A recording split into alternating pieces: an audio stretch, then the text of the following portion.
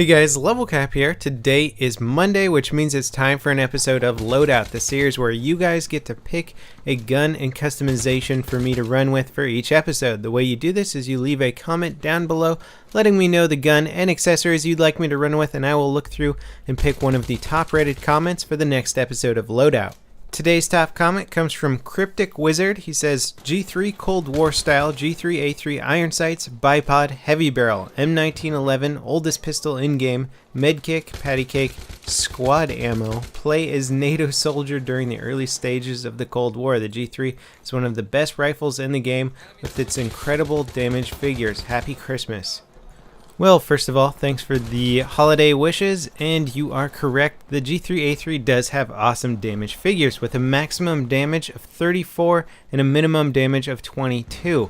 This thing can drop somebody in 3 shots in close quarters. At up to 8 meters away, you can still 3-shot somebody, and with the heavy barrel equipped, you can 4-shot somebody all the way out to 60 meters. This thing does incredible damage at range. Also, its aiming down sight accuracy is 0.1, which is better than any other assault rifle available. So you really can slap a high magnification scope on this thing and use it as a single shot sniper rifle. Some people like to switch this gun into single fire mode. Personally, I like to just control it by tap firing. It's quite easy to single fire this gun just with a quick tap of the mouse. And it's something that I recommend doing if you're going for targets at long range. Now, how about this Cold War setup? Is the heavy barrel bipod and iron sights the best way to run this gun? Well, I can tell you with certainty that heavy barrel is possibly the best complement you can give the G3A3. Not only is it going to increase its aiming down sight accuracy, it's going to extend its 4-shot kill range. And that's really where this gun excels, range. You're not going to want to use it in close quarters. Even though it is a 3-shot kill in close quarters, this thing has a very slow rate of fire, so it's going to take longer to drop your opponents. It only has a 20-round magazine, and just that slow fire rate means that you're going to be missing a lot of shots in close quarters.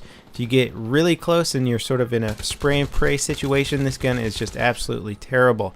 So you want to aim down sights and use it at range. Keep your enemies at range and the G3A3 will just dominate them. So heavy barrel is pretty much a must. If you're not using the heavy barrel, I can say with assurance you're not using this gun right. Now, how about the bipod? Is that really necessary? Well, it could be if you're using a really high magnification scope. In fact, there's no reason not to have a bipod on here. The foregrip is not something you want with this gun. The side-to-side recoil is so low that it's not really going to help you much, and since it decreases your aiming down sight accuracy, you're basically just taking away the best feature of this gun. So you don't want a foregrip, and you can put a bipod on there, as you may as well have one anyway. But in actual practice, the only way you're going to really get a good benefit from a deployed bipod on the G3A3 is by having a high magnification scope and going for extreme long range targets. Otherwise, the G3A3 has perfectly good accuracy from a non-bipoded stance, and you should really be able to take advantage of scopes of up to 4 times magnification just fine, even in a standing stance. Now, how about running this gun with iron sights? The iron sights themselves are actually quite easy to be accurate with.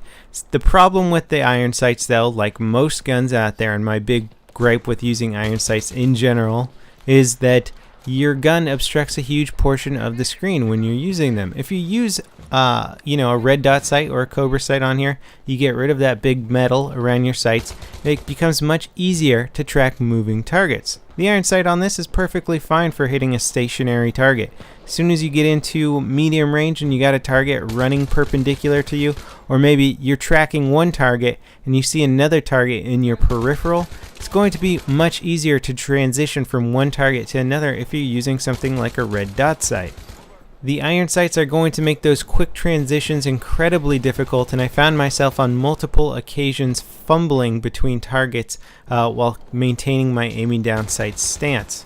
I actually had to become used to going back to hipfire mode to reacquire the second target, and then aim down sight once again. This is kind of a big time waster and something that you don't really have to do if you're using a scope that really allows you to open up your screen a bit more, like the red dot sight or the Cobra sight, or even the American Hollow sight. I think this gun definitely warrants the extra magnification of an American Hollow sight, and that sight still provides you a lot of good screen real estate and just the ability to open up, look around your screen, and not really obstruct areas of vision because it's got a very small metal frame around the scope.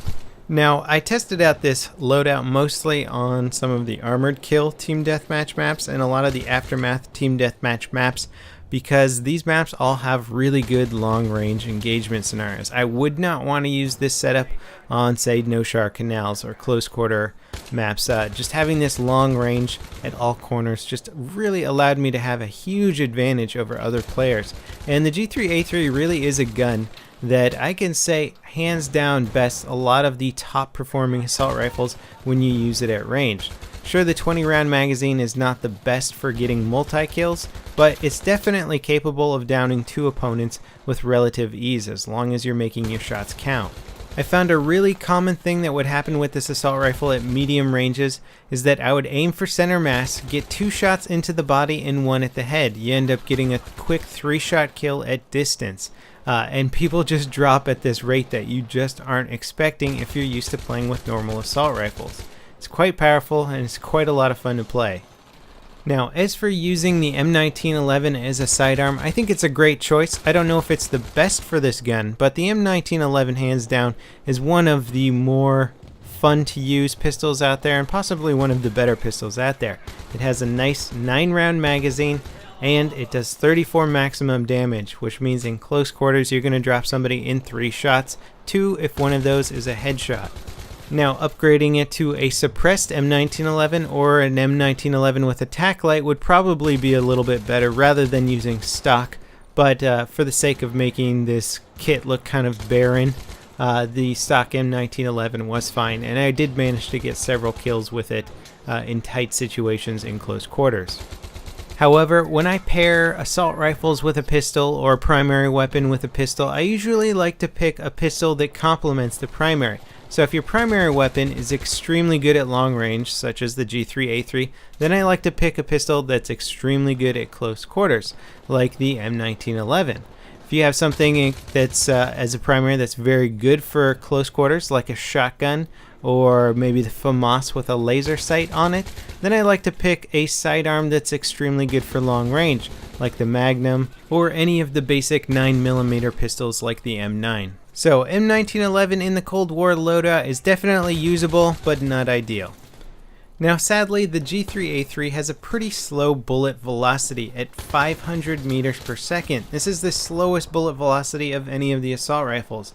To compare to the fastest bullet velocity of the AUG-A3, it's 170 meters per second slower because the AUG-A3 shoots at 670, the G3A3 shoots at 500. This isn't a huge deal. I'm still able to drop people at range, but it is kind of unfortunate since the G3A3 is primarily intended for range targets and you have a slow firing shot. It's just something that you should consider when aiming for range targets that are on the move. You might have to lead a little bit more than you would with your average assault rifle. Other than that, I really don't think you guys will have too much trouble dropping people at range with the G3A3. I really like this loadout. The only thing I would change is perhaps putting a better scope on here. 3.4 times magnification, a hollow scope, or even a red dot sight I think would be preferable compared to the iron sights. As always, thanks for watching, guys. Don't forget to leave your comments in the comment section letting me know what kind of gun and accessories you'd like me to run with for the next episode of Loadout. And I'll see you next time. This is LevelCap, signing off.